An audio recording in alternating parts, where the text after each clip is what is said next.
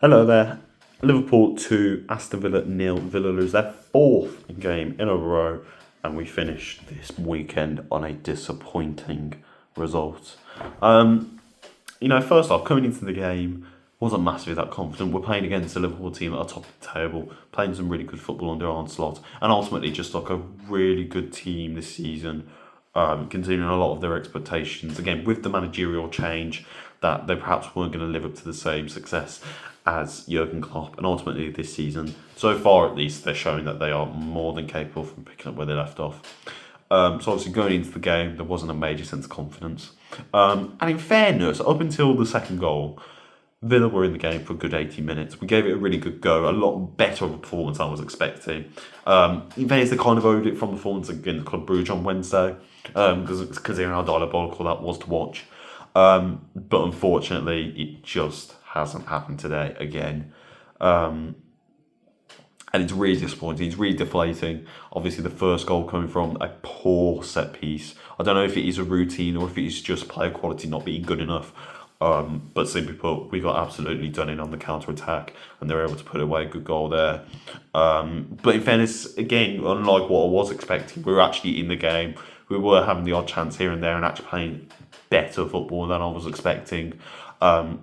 But the problem is the final end products and the overall quality throughout the game just wasn't there.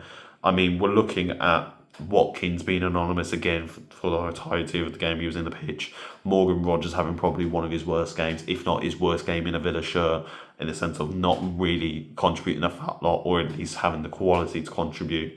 Leon Bailey, although there were spurts at times, he was having some moments. Ultimately, not good enough again. Midfield getting completely overrun and not offering enough creativity out wide, and then defensively just not really channeling out wide, which is probably where our strongest suit was, seeing that someone like Alexander-Arnold go off. But then again, you could also put it down to just purely the good quality that Liverpool was showing defensively, players tracking back, multiple positions, covering one player, and ultimately just seeing that ooze of confidence when you are top of the league and winning the game. That's what you're going to be doing, and ultimately that's what Liverpool achieved. I know a lot of the talk will probably be on the VAR, and in fairness, for me personally, it is penalty. Just because, again, the amount of shirt pulls we saw throughout the game, some fouls are given, some aren't. He's pulling the shirt, he's literally tussled him to the ground. It is a comprehensible penalty, and that is, again, that is a decision that you can say would have affected the game, but when you look back on it, would it really have changed much? Probably not. We didn't really, up until that point, offer much quality again. And then my issue is, like with most of our games, we're getting to about the 70th minute, we're making all these substitutions and then not changing the game. We almost hide into our shell. We're playing it out from the back, and we're just essentially giving up the last 20 minutes because we effectively know within us it's not going to happen today. We just got to try and keep the goal difference down. And ultimately, a really bad attempt at a corner, really poor bit of defending from Diego Carlos once again, and they've broken away and scored a second goal and completely killed the game for us there.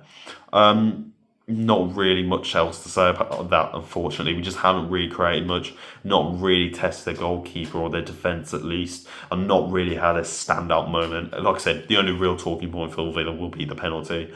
But ultimately, it's not happened tonight. Obviously, there is now the international break. We're not playing Crystal Palace till the 23rd of November. Now, for me, if this run of form continues into those games, then it is starting to be questions asked, I think, personally.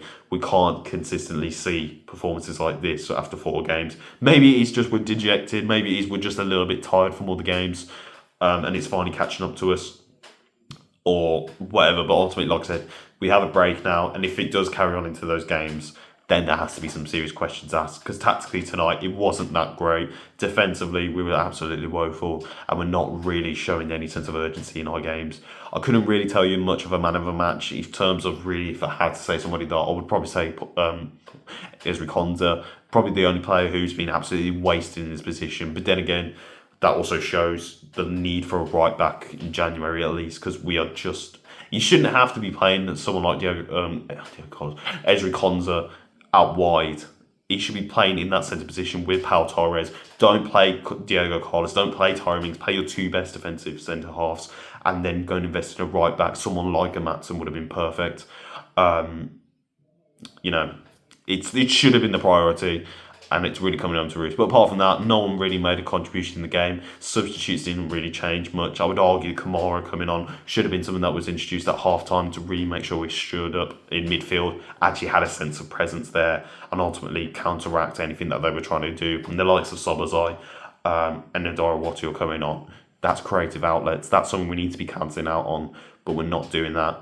And then ultimately it just dies out and it's just a nothing game. So, yeah, it is what it is. It's not really something to be disappointed about. Again, it could be worse for Aston Villa. If we look at the league table itself, we're in 8th place. There's obviously a good chance we can go down to 10th with games on tomorrow and Monday.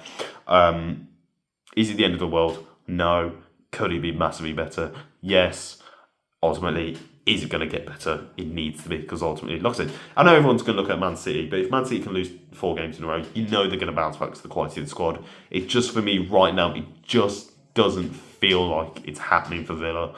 And I'm just hoping this break will change it. But obviously, leave in the comments down below what you thought of the game, if there is any positives you can point out from it. But otherwise, we'll look out for that next game against Crystal Palace. Up the Villa with a pride Villa. We'll see you later, boys.